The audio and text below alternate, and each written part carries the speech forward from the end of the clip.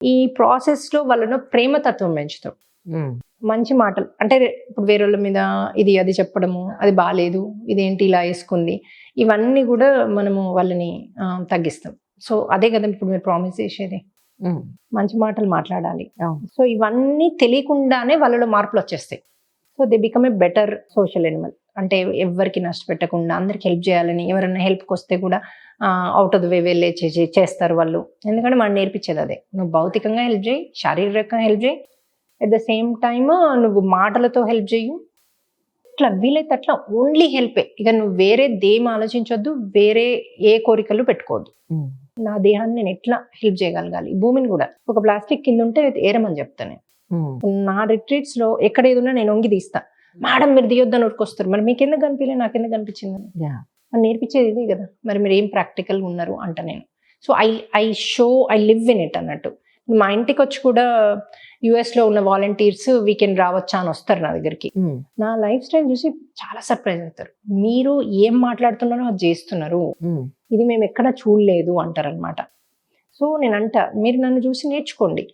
Because నువ్వు the way you live, మనం sudden గా ఆర్టిఫిషియల్ గా చెయ్యరాదు. కరెక్ట్. ఇప్పుడు నా ఇంటికి వస్తే సడన్ గా ఒకటి లేకపోతే అరవడము, అది నార్మల్ గా చేసేది ఉంటే చేస్తారు. ఓపిక్గా ఉండేవాళ్ళు ఓపిక్గా ఉంటారు. నేను ఏది ఉంటే దాంతో సర్దుకుంటా. ఇది లేదా, ఓకే నన్ను దింటే ఏమన్నాడు హనుమంతుడు అంట. ప్రతిదీ సరెండరెన్స్. అంతగానే కోపం రాదు, అసలు రాదు. అరవడాలు, కొట్లాట్లు ఏది ఉండదు, జీరో. ఇప్పుడు మా ఇంట్లో ఏదైనా ఇష్యూ అయితే నేను కామ్గా నార్మల్గా ఉంటా. అది మా ఆయన మిస్టేక్ ఉన్నా, నా మిస్టేక్ ఉన్నా, వీరికి గనక కోపం వస్తే ఓ 3 రోజులు నాతో మాట్లాడరు, 2 రోజులు మాట్లాడరు. చూస్తా ఏదన్నా చపాతీ చేసా అంటే నువ్వు తిను, నేను తినను అంటారు అనమాట. నేను తినేస్తా అట్లా. అంటే 3వ రోజు చూసి 3వ రోజు ఇంకా వరకు ఇష్టమైన చేస్తాను అనమాట. ఫుడ్ అనే కాదు, చీర కడతాను. సో ఐ డూ సామవేద దండైపాయలు అంటారు కదా. ఇంకా మా ఆయన ఫేస్ లో డింగ్ స్మైల్ వచ్చేస్తుంది అక్కడ.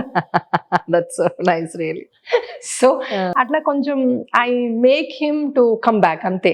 సో దెన్ ఒక్కసారి కమ్ బ్యాక్ వచ్చాక ఇంకా నేను బాగా సతాయిస్తా.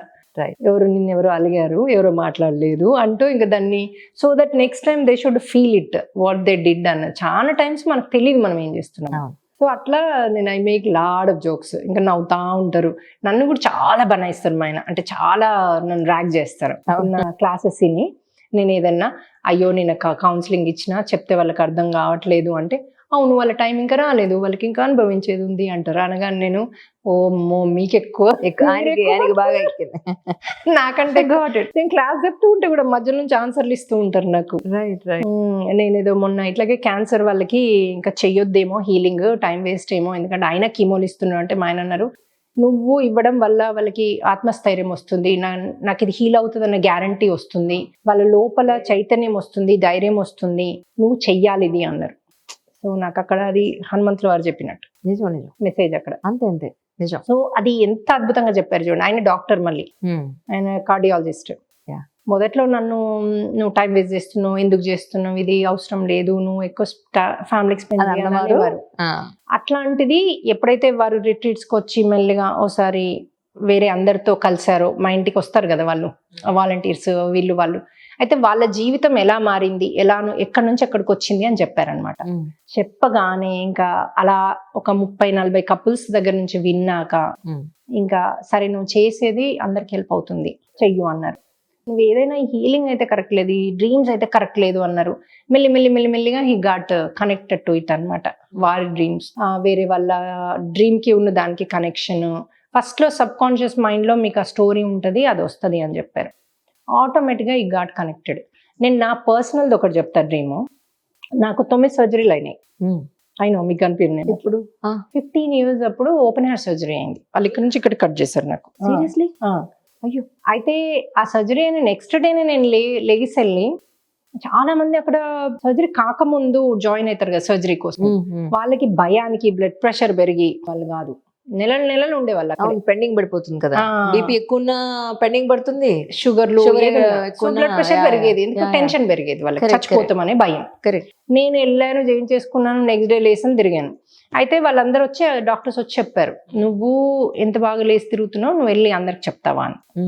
నేనేం చేశాను, వెళ్ళి నెక్స్ట్ డేనే వెళ్ళి అందరితో, చూడు నాకు నిన్నే సర్జరీ అయింది, ఏం కాలే, నేను బాగున్నా, నార్మల్గా ఉంటుంది, అసలు నాకు ఏ నొప్పి లేదు.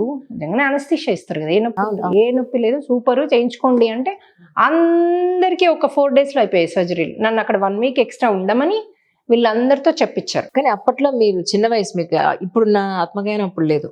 చెప్పా కదా, నేను చిన్నప్పటి నుంచి కూడా బాగా స్ట్రాంగ్, దేవుడు స్పిరిచువల్ సైడ్ ఉన్నారు. బాగా, నాకు చాలా స్ట్రాంగ్ కూడా. నాకు చావు మీద భయం లేదు. రైట్. ఇప్పుడు కూడా పోతా ఉంటే పర్లేదు, ఓకే థ్యాంక్ యూ అంట, నేను బాయ్ అంట. సో నాకు అది లేదు, డే 1 నుంచి లేదు నాకు. సో అయితే ఇప్పుడు మీకు ఓపెన్ హార్ట్ సర్జరీ అయింది. తర్వాత అండి 9 ఒకటి చెప్పారు. ఒకటి చెప్పాను కదా. రెండవది నాకు పిల్లలు పుట్టలేదని డాక్టర్ దగ్గరికి వెళ్తాం కదా, అప్పుడు ఏదో సిస్ట్ ఉందని ఒక సర్జరీ చేశారు. రైట్. అప్పుడు ఓపెన్ హార్ట్ సర్జరీకి ముందు ఆ హోల్ ఎక్కడుంది చూడడానికి ఒకటి లెగ్ మీద సర్జరీ చేశారు. ఓకే. అది పెద్ద సర్జరీని, దాంట్లోంచి గొట్టం పెట్టి అవును, చూసి tube అది పెట్టి చేస్తారు. ఎక్కడ అప్పట్లో చూస్తారు. అదొక అవును, సర్జరీ. సో అవును. 3 అయిపోయాయి. అదయ్యాక యాంజియోగ్రామ్. మా పెద్ద అబ్బాయిది ఏమైంది, ఎమర్జెన్సీ సర్జరీ అయింది అప్పుడు నాకు. అప్పుడు నాకు లిగమెంట్స్ అన్ని టేర్ చేసి ఇవన్నీ, వాడు 10 pounds ఉండే బేబీ. నేను చిన్నదాన్ని కాబట్టి నన్ను అడిగారు, మీ ఫ్యామిలీలో పెద్ద పిల్లలా అంటే కాదన్నా, నేను అసలు అడగలేదు అమ్మని. అందరూ 10 pounds బేబీస్ అట మా ఇంట్లో, నాకు తెలీదు అది. సో నేను కూడా ట్విన్ ని, 7 pounds బేబీ అంటే ఇద్దరు ట్విన్స్ లో ఇద్దరు 7 pounds అంటే ఇట్స్ బిగ్ బేబీస్. సో అయితే నాకు 10 pounds ఉండేసరికి సడన్ గా డెలివరీ అవ్వలేదు. అంటే వాళ్ళు నార్మల్ ట్రై చేశారు కానీ సిజేరియన్ అవ్వకపోతే నాది ఈవెన్ బేబీ హార్ట్ రేట్ పడిపోతుందని ఎమర్జెన్సీ చేశారు. ఆ ఎమర్జెన్సీలో అతను కొంచెమే కట్ చేశాడు, ఆ బేబీ రాలేదు. రాకపోతే నన్ను లిగమెంట్స్ అన్ని టేర్ చేసి బేబీని తీశారు. అప్పుడు నేను ఒక 3 weeks బెడ్ రిడన్ ఉంటి. ఆ సర్జరీ అయ్యాక ట్విన్స్ పుట్టారు. ఆ సర్జరీ అయ్యాక నాకు ఆ ట్విన్స్ అప్పుడు 2 zygotes, 2 separate, they are fraternal, not identical. Okay. So అన్ని 2 ఉంటాయి మీకు, అవును, 2 సెపరేట్ ఉంటారు. సో ఆ ఇద్దరు బేబీస్ కూడా 7 pounds. సో అప్పుడు నేను ఎక్కువ నించొని ఉండడము, నాకు అప్పుడు కూడా నేను ఆల్మోస్ట్ 9th month వరకు వర్క్ చేశాను. ఇంట్లో ఎవరన్నా పార్టీస్ ఉన్నా, ఏదున్నా 30 మందికి కూడా నేనే కుక్ చేస్తాను. అవన్నీ చేసేదాన్ని నేను అంత ప్రెగ్నెన్సీలో కూడా.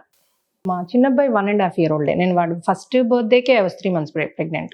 సెకండ్ టైం అసలు నాకు పిల్లలు పుట్టరని చెప్పిండు. ఫస్ట్ అబ్బాయి నాకు IVF. సో IVF ట్రీట్మెంట్స్ అన్ని అయ్యాయి.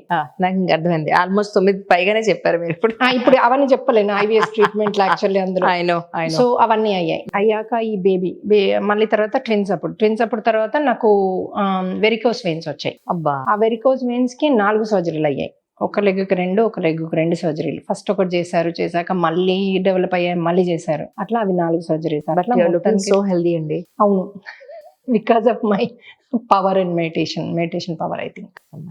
సో ఈవెన్ మీరు ఒక మనిషిని చూస్తే కూడా ఆధ్యాత్మికంగా వారు ఏజ్ అవ్వరు, అసలు హెయిర్ కాదు, బాడీ కాదు, ఏది కూడా లావ్ అవ్వరు. ఈ విషయం నేను నమ్ముతాను. ఎందుకో చెప్తాను మీకు. మన విజయవాడ కనకదుర్గ టెంపుల్ ఉంది కదా, ఆయనకి 69 ఏళ్ళు, నియర్లీ 1 year తక్కువగా 70 ఏళ్ళు.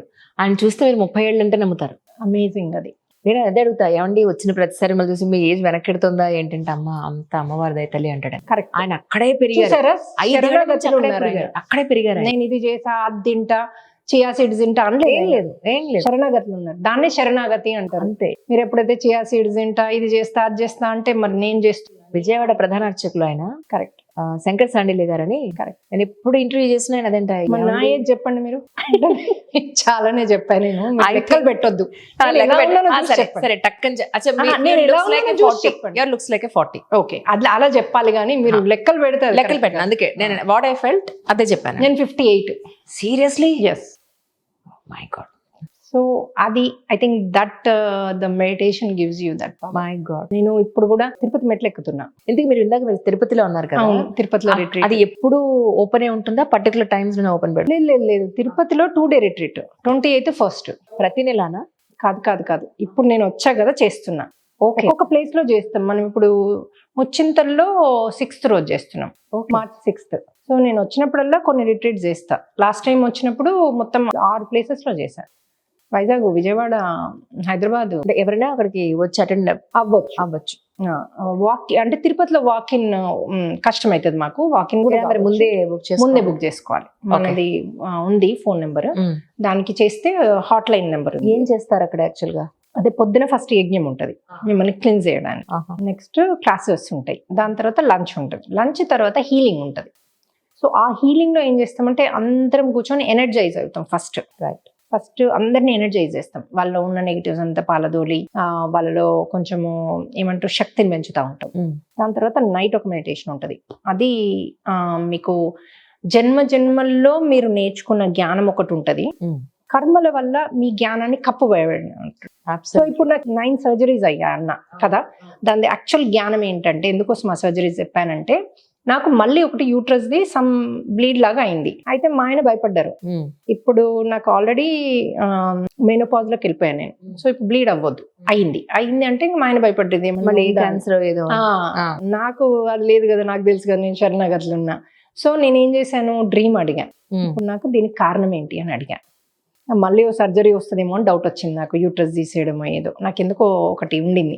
మళ్ళీ సర్జరీ ఇది ఉన్నట్టుంది, గోలా ఇదేదో కర్మ ఉంది సర్జరీది అని. అంతకుముందు నేను ఇందులో లేను కాబట్టి సర్జరీలు చేయించుకున్నా. ఇప్పుడు నాకేం అవసరం సర్జరీ చేయించుకోవడం.